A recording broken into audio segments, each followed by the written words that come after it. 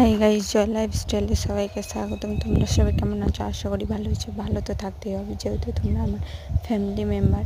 তাই সকাল সকাল ব্লগটা চালু করে দিয়েছি। তো দেখো, আজকে হোলি, ওই জন্য দোলযাত্রা, তো ওই জন্য সব কাজ কমপ্লিট করে তো তোমাদের সবাইকে জানাই হ্যাপি হোলি।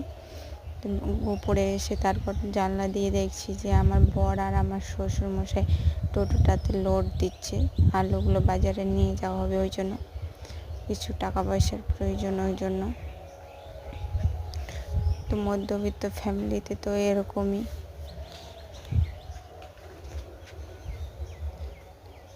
যেগুলো চাষবাস করা হয় সেগুলো কেনা বেচা করেই সংসার চালানো হয়। তো আমি এখন উপরে চলে আসছি। তো ঘরটা একটু লেপছিলাম, তো জিনিসগুলো সব এলোমেলো হয়ে আছে, তো ওটাই সাজাচ্ছি এখন। দেখো, মানে তো বস্তাগুলো চটের তো না, প্লাস্টিকের বস্তাগুলো নিচে ভিজাচ্ছি। এগুলো নিচে বিছানা থাকে ওই জন্য, কারণ পায়ে আমরা তো উপরে থাকি, উপরের ঘরে ঘুমাই, তো ওখানে মানে ধুলোবালি পায়ে নিয়ে বিছানায় উঠে গেলে তখন ধুলোবালি ভরবে, ওই জন্য ওখানে বস্তাগুলো দেওয়া হয়।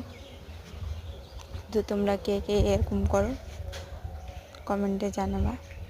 তো আমি বস্তাগুলো একে একে বিছাই নিচ্ছি ভালো করে। তো প্রায় আমার কমপ্লিট হয়ে আসছে বিছানো। তারপর এখন আমি পাপোশটাও ঠিক করে নিব। দেখতে থাকো ভিডিওটা, কেউ স্কিপ করবে না। আমার বিছানো হয়ে গেল পাপোশটাও। তো এখন চেয়ারটা আনবো ঘরের মধ্যে। চেয়ারটা বের করে রাখলাম, কারণ এগুলো বিছাতে অসুবিধা হচ্ছে, আর চেয়ারটা বারবার দরজার মধ্যে লেগে যাচ্ছে, ওই জন্য বিরক্ত লাগছিল।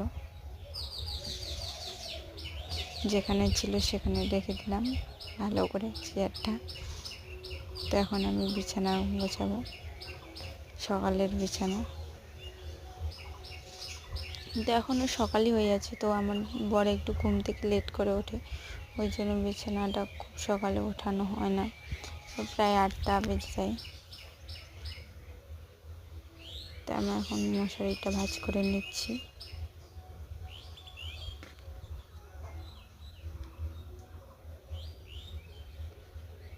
তো আমার এই কাজকর্মের ভিডিওগুলো দেখতে তোমাদের কেমন লাগে কমেন্টে জানাবা। তো আমার প্রায় মশারিটা গোছানো কমপ্লিট হয়ে গেল। তো এখন আমি এই